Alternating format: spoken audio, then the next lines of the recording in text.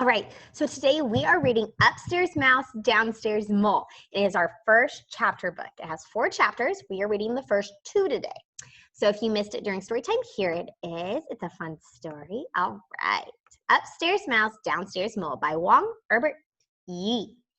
Mouse and Mole are neighbors and friends. Sometimes friends make mistakes, but they always try to help each other out. Chapter 1, Clean and Tidy. Mouse and Mole are neighbors. Mouse lives in a house inside an oak tree. Mole lives in a hole under the house of Mouse. Every morning, Mole swept his hole. Sweep, sweep, sweep. Mole liked his hole nice and tidy.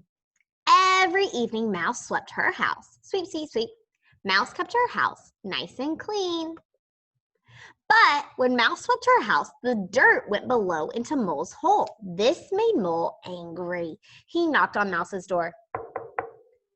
"Evening, Mole," said Mouse. "Evening, Mouse," said Mole. "Did you know that when you sweep, all your dirt goes down into my hole? I sweep my place nice and tidy in the morning, but by evening it needs to be swept all over again. If you sweep in the morning," said Mouse, "and then again in the evening, why, you have twice as much work as I do. That does not seem fair." Together they sat down on the stoop. Mouse twirled her tail. Mole rubbed his snout. "I have an idea," squeaked Mouse. She told Mole her new plan. They shook paws. "Good night," said Mouse to Mole. "Good night," said Mole to Mouse. The next morning when Mole woke up, he did not sweep his hole. At 12 o'clock sharp, he grabbed his broom and knocked on Mouse's door. "Good afternoon," said Mole to Mouse. "Good afternoon," said Mouse to Mole. Mouse ran to fetch her broom. Together they swept Mouse's house until it was nice and clean. "Why, it only took us half the time it takes me to sweep my house," said Mouse. Next, they marched downstairs and swept Mole's hole until it was nice and tidy. Together, it had taken less time to sweep both places than it took for each of them to do just one.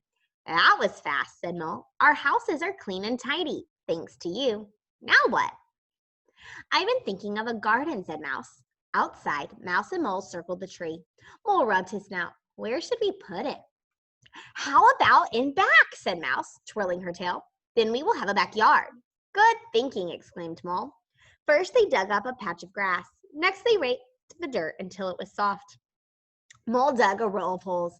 Mouse dropped a seed into each one.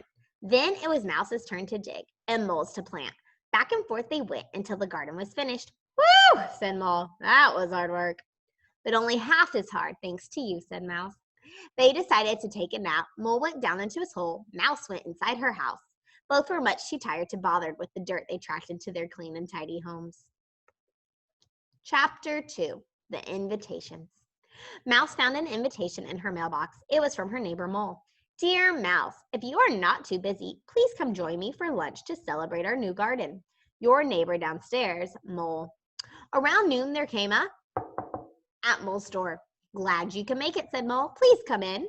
Mouse had picked dandelions for the occasion. "For you," she said, "until our flowers come up."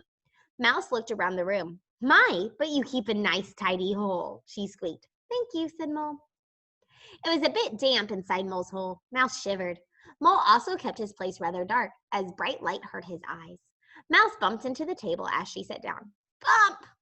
Mole poured a cup of tea for Mouse and one for himself. "I wasn't sure how you liked your worms," said Mole, "so I prepared them 2 ways. The ones on the right are lightly fried. The ones on the left have not been cooked. Dig in." Mouse took one of each to be polite.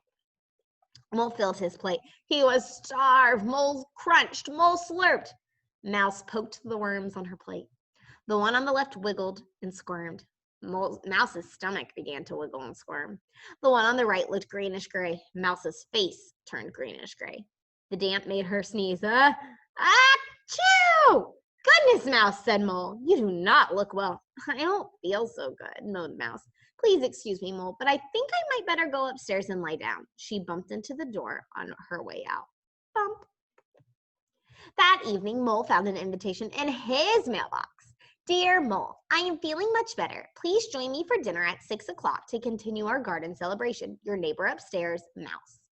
At 6 o'clock, there came a at Mouse's door. "Right on time," said Mouse. "Please come in." "You are looking much better," said Mole. "Thank you," said Mouse. The evening sun poured through the windows in Mouse's house. Mole covered his eyes. He walked smack into a wall. Mole bumped into the table as he sat down. Bump! Mouse poured a cup of tea for Mole and one for herself. I was not sure which cheese you preferred, said Mouse, so I cut up 2 kinds. The one on the left is cheddar, and the one on the right is Limburger. Help yourself. To be polite, Mole took a thin slice of each. Mouse loaded her plate. She was famished. Mouse nibbled. Mouse gnawed. Mole's head still ached from walking into the wall. He began to wobble in his seat. The bright light over the table hurt his eyes. The strong odor of Limburger made his stomach flip-flop. Plop! Mole toppled right out of the chair. Mercy, Mole, squeaked Mouse. Are you okay? Mole groaned. I feel a bit dizzy. Please excuse me, Mouse, but I think I had better go downstairs and rest. He bumped into the door on his way out.